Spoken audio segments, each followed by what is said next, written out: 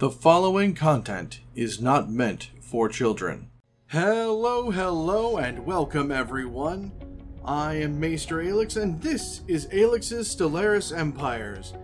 And today we are in for a special treat because this one is a real challenge. I mean, it is quite difficult, and I've taken a few things to help mitigate this difficulty, but it is by no means easy. So today we're looking at the state of Kodra. And what makes it difficult is the Doomsday origin. This civilization's homeworld is highly unstable, and it only took a matter of time before it explodes. Their only hope is to seek refuge elsewhere before it's too late. Oh yeah, with that, I'm ready to go. So, let's take a look. So first things first, species. I went with lithoids, though it's not required. I did this so I didn't have to worry about food, just energy and minerals. But if you want to add another layer of challenge, pick anything else that does require food, and that will make it even more challenging. One more reason why it's less difficult is because the habitability on lithoids is up a lot.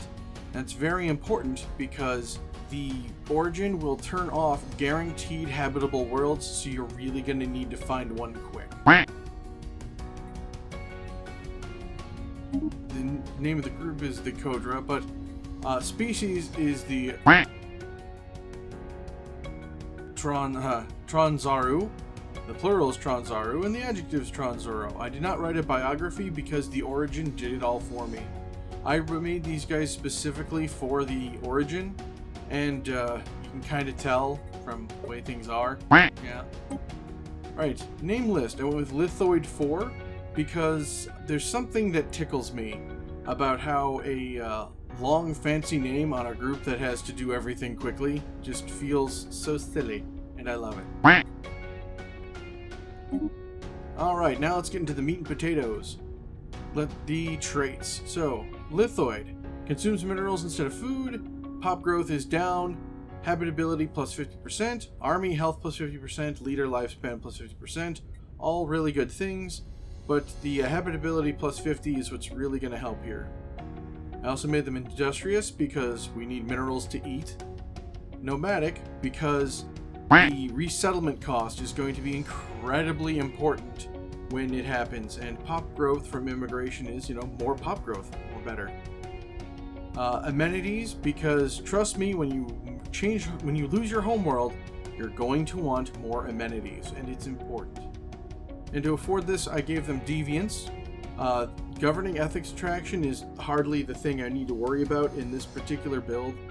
And I made them unruly because their homeworld is going to explode. Population is not your most important thing. And by the time you get an additional a chance to change these up, you can get that removed, and that'll help a lot. Plus, there's some other technologies that can deal with sprawl. Anyway, moving on. I put them on an arid world because why not? The homeworld name is Kodra, and the star name is the Kodra Nil. And I added the nil because it's a nice negative value. Kodra nil. It tickles me. It's a little thing. Linguistics are fun. I like words. And the starting solar system being entirely random is fine. City appearance, I being me, these being lithoids. I made their city lithoids. Origin. This is Doomsday. Warning. Challenging origin. They're not lying. Your homeworld will explode between 35 and 45 years after the game starts. That is an exceedingly short amount of time. I mean, you can do it, but there have been a test playthrough or two where I did not make it. Valuable resources from the doomed planet's mantle boost production on the surface. No guaranteed habitable worlds will spawn near your home system. So yeah, no guaranteed worlds. Now, I normally turn that off anyway, but that's after I played these guys a couple times and I realized how kind of extra fun that is. And valuable resources, that does help, but not a lot. Alright, now to their government and ethics. I made them fanatic pacifists because we want stability. Stability is incredibly powerful, and especially when your homeworld explodes. And as part of the origin, when you start the game, you basically have a doomsday counter, and it's going to wreck your stability. And so to help counter that, you got this. I went with Xenophile, mostly to get the additional envoy, because if you come across anyone and you get a migration treaty, it's like, hooray! We can hang out and be friends, because they're gonna need friends. When your homeworld explodes, it's bad. And speaking of how important stability is, I went with a police state. Enforcers also produce unity and stability. So you know what building we're gonna build real quick? The one that produces enforcers. And corvée systems, or Cuvée. This one, resettlement cost down by another 25%, so it's 50% down on the resettlement cost. And that is because the moment you get yourself that first new planet, you're going to want to move everybody over, because anyone left behind is going to die. I went with Imperial. Again, I don't like to have to make those decisions, plus the additional edict is really helpful. Especially later on when you're going to need those things like, energy production or mineral production to help, get yourself back on your feet.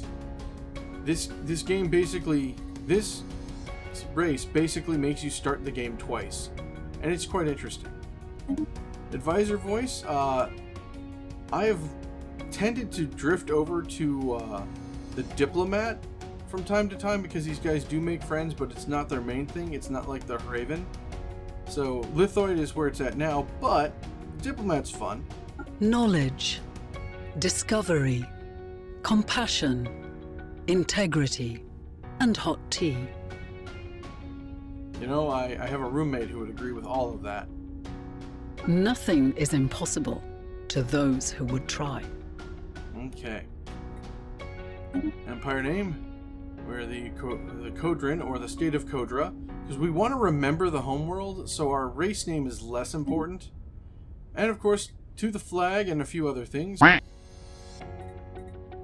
went with blue and gold because that's a beautiful combo and it looks real nice. Plus, you can make your leader have pretty much the same thing. And of course, I have had to do the starburst and went with the lithoids that look like an explosion as well, just to hammer home that our homeworld explodes because we explode and we value explosions. Hooray! I also tend to make these guys a bit more missile focused in their technologies because I'm that kind of dork. And of course, we go with the lithoid ships because that's fun. And the ruler, color variant 3 gets us this particular blue and gold explosion-y thing. Room 6, mostly because I hadn't used it yet, and it has this big, beautiful star chart there. So it's like, yes, we need to find a new place. So, and then the name, I just randomized the name. Monforkin Sharbisman, King of Kodra, for the next 25 to 35 years. Yeah. But, yeah. If you want to have yourself a nice challenge and a real good time, these people actually are just that extra bit of challenge at the start where you basically beat down again and you have to repopulate a world. It's really fun. And if you make these guys and don't play them, but you make sure that they're spawned, you can actually find them in your game, and every once in a while you're like, you'll get a thing. Oh no, the state of Kodra has exploded. Oh no. So that's also fun. That's one other thing that I like about this game. All the races that I make, I can choose to have show up in my gameplay or not. And that's really fun. It's like, oh no, the evil peacocks. Hooray, the techno rocks. Or, oh no, the all-consuming swarm. Why am I between the evil peacocks and the all-consuming swarm? No! But yeah, that's one of those lovely aspects of the game. So these guys, even if you don't play them, if they're just there, they're a fun addition to have around, because they will try to be diplomatic, but they're not going to be pushovers, and if they can make it past that initial stage, they've set themselves up for some really good long-term stuff. You know, Kuve, nomadic, industrious, charismatic. They have their stuff squared. Once they get the new planet, they'll have their stuff squared away. It's just that first initial doomsday rush, that's where things were going to be challenging. And with that being said, here's where I'll say thank you all for joining me. I really hope you're enjoying this series as much as I'm enjoying making for all of you. If you do, please remember to like, comment, subscribe, share, all that usual YouTube stuff. Check out the links down below. You've heard all this before. I'll see you all next time.